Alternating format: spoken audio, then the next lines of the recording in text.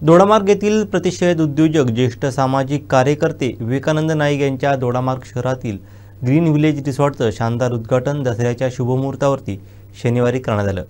सावंतवाडी संस्थानचे युवराज व hotelling industry क्षेत्रात मोठं योगदान असलेल्या युवराज लखमराजे भोसले यांच्या हस्ते हा उद्घाटन सोहळा पार पडला।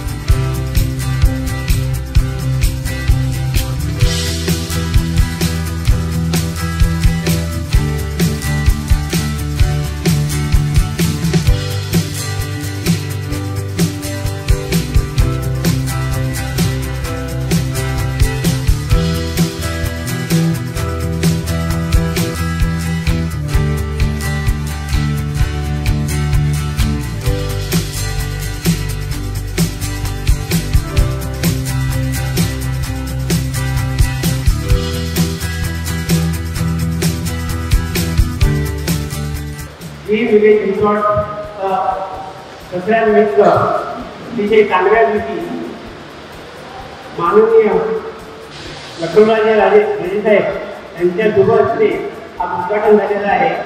त्यांच्याबरोबर ज्यांच्याशी आम्ही टायअप केलं ते पण मिस्टर फ्रान्सिस्को उपस्थित आहेत। या नगरीचे विकास पुरुष आमचे मित्र चेतन चव्हाण साहेब आमच्याबरोबर आहे।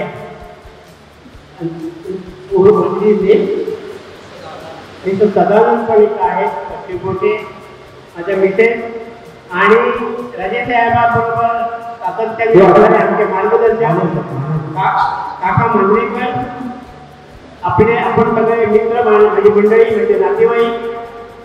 मी एवढंच सांगतो की दोडामार्ग शहराला प्रत्येक जण प्रत्येक लीडर असो किंवा प्रत्येक कोणी असो दोडामार्ग म्हटलं की महाराष्ट्रात शेवटचं टोक इथं काही चालणार नाही याची भावना होती। म्हणजे इथं काही उद्योग येणार नाही किंवा अशा तऱ्हेची भावना आजपर्यंत होती। पण मी सगळ्यांना माझ्या दोडामार्ग वासियांना पत्रकाराच्या निमित्तानं सांगायला इच्छितो की दोडामार्ग हे शेवटचं टोक जरी जिओग्राफिकली असलं भौगोलिकदृष्ट्या असलं तरी भौगोलिकदृष्ट्या हेही सत्य आहे की गोव्याचा प्रवेशद्वार आहे आणि गोव्याचा प्रवेशद्वार असल्याने गोव्याचा अर्धा धंदा अर्धा बिझनेस आपण इथं जर डेव्हलपमेंट केली तर घेऊ शकतो। आणि उदाहरण एक ग्रीन विलेज रिसॉर्ट करणार आहे। मला वाटतं ग्रीन विलेज रिसॉर्ट आज आम्ही चॅलेंज करतो गोव्याचा किमान 30% टुरिस्ट ह्या ग्रीन विलेज रिसॉर्टमध्ये येणार आहे एवढी आमची खात्री आहे। त्याप्रमाणे तुम्ही मला वाटतं ग्रीन रिसॉर्ट पूर्णपणे बघितलं नव्हते आमच्या ठिकाणी। तर मी त्यांना विनंती करतो कार्यक्रम झाल्यानंतर तुम्ही पूर्णपणे बिल्डिंग बघा कशी सुसज्ज आहे, सगळे बेडरूम बघा, पुढे चला तुम्ही पोर्तुगीज कॉटेजेस बघा, तिथं काय व्यवस्था केलेली आहे ती बघा। जवळजवळ 3 स्टार ते 5 स्टारची व्यवस्था इथे झालेली आहे। त्यामुळं दोडामार्ग हा शहर हे पूर्णपणे बदलून जाणार आहे। आणि ग्रीन विलेज रिसॉर्टच्या निमित्ताने आमच्याकडे जे डोमेस्टिक टुरिस्ट येणार आहे प्लस चार्टर टुरिस्ट येणार आहे। मी तुम्हाला एक सांगतो, एक चार्टर टुरिस्ट किंवा डोमेस्टिक टुरिस्ट 8 दिवस राहिला तर जवळजवळ 5 लाख रुपये खर्च करतो। आणि जर एका महिन्याला जर 500 टुरिस्ट झाले तर मला वाटतं इथं करोडो रुपयाची टर्नओव्हर बाजारपेठेला मिळेल। त्याच्यामुळं आमच्या लोकांना मी एवढंच सांगतो की 12-15 हजाराच्या मापसाला मंजुरी जाण्यापेक्षा इथं आम्हाला हॉटेलला बाय प्रोडक्ट जे लागणार आहे उदाहरणार्थ हायटेक व्हेजिटेबल नंतर मशरूम अशा टाईपचं जर तुम्ही जर तयार केलं तर इथल्या इथं तुम्ही ग्रीन विलेज तुम्ही मार्केटिंग करू शकता। एवढंच ते सांगतो राज्यासाठी जायला पाहिजे। खूप बोलायचं होतं, तुम्ही मुद्दाम प्रेमापोटी आलात त्याच्यामुळे तुम्हाला धन्यवाद देतो।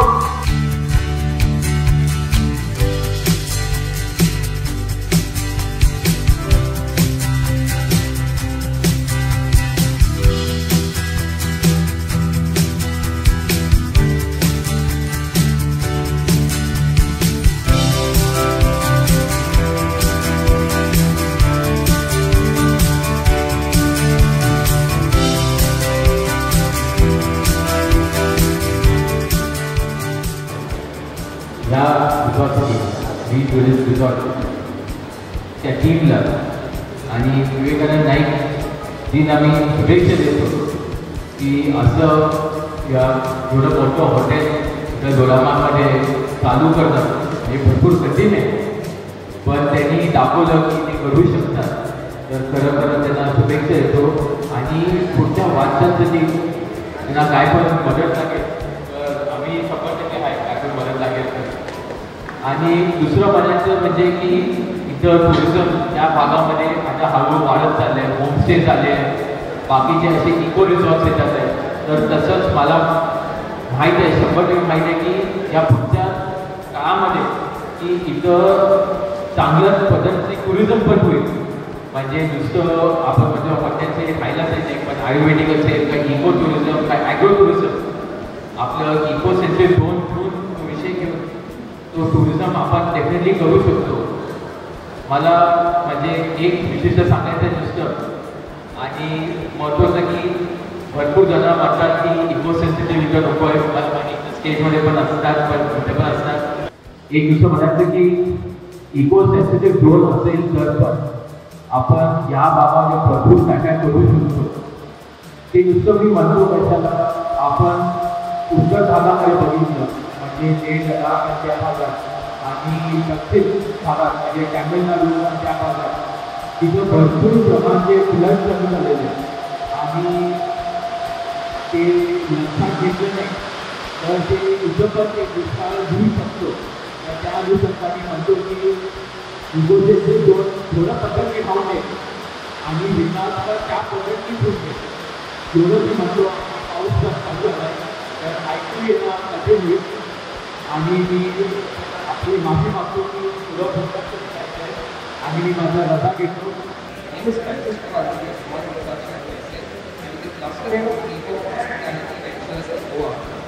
And recently we are tied up with Mr. Vivekanand and his property in Dodamar, which will be one of the first properties which we would be taking up in this micro market in Singapore. So the thing what brought us to take up this property eventually was the love and affection. The love and affection Mr. Vivekanand ji has put in for this property, and each and every minute thing done up with his love, dedication, and what we require in the hospitality industry today. So I'd like to thank Vivekanand ji firstly for giving me this opportunity and my company to work with him and make sure we both work together for a long term and have mutual benefit. कोणाचा बदल किंवा कोणाची पर्यटन वाटणार असं ठरणार आहे की जास्त न बोलता ज्यांचं हे हा प्रोजेक्ट आहे त्या मनाला नाईक साहेबांना याबाबतच्या शुभेच्छा देतो आणि माझं पूर्ण थांबवतो. खरं तर बाईंनी धन्यवाद म्हणतो की दोडामार्गसारखे आपल्या शहरामध्ये एवढी मोठी इन्व्हेस्टमेंट देखील केली. एक टुरिझमला पर्यटनाला चालना देण्याचं हे काम झालं आहे. खरं तर भाई तर मनापासून आभारी आहे. ह्या अशा इन्व्हेस्टमेंट करण्यासाठी दिव्या लाखांनी गॅरी लाखांनी भाईनी दाखवून दिलं की भाई कुठचंही काम करतात मनापासून करतात आणि हे सर्व भाई आता मला पर्यटन करतात आता आपण ह्या वेळेला पण महाराष्ट्रातील नवीन देशमध्ये निर्माण करतात हे आवश्यक महत्त्वाचं आहे. कारण ह्या वेळेमध्ये नवीन असे प्रयोग करण्यासाठी काहीची गोष्ट नसते. तर आम्ही इन्व्हेस्ट करणं आम्ही कुठेतरी नवीन धंदा व्यवसाय सुरू करण्यासाठी गेलो तर आम्हाला लक्षात येतं धंदा चालणार की नाही हे काय आवड आहे. पण ह्या वयामध्ये जे भाई करताय खरंच आमच्यासाठी सर्व जोडणार एक शेतकऱ्याची चालली आहे. सर्व उपस्थित सर्व आपण मान्यवर आहेत कॉलेजचे आपले पत्रकार बंधू आहेत. ह्या आपल्या भागामध्ये रोजगाराचं काही साधन नाही. त्यामुळे बरेचसे माहितीप्रमाणे 4-4.5 लोक आपल्या गोळ्यामध्ये जाऊन जॉब अपडाऊन करतात. अशा प्रकारचे टुरिझममध्ये एक प्रयोग झाले आणि असे हॉटेल्स आपल्या निर्माण झाले तर नक्कीच आपल्या कोरोनापासून जो रोजगाराचा प्रश्न आहे तो नक्कीच इफेक्टचा प्रश्न भेटू शकतो. जास्त वेळेकरिता आलेला या सर्व कार्यासाठी माझ्या शुभेच्छा देतो आणि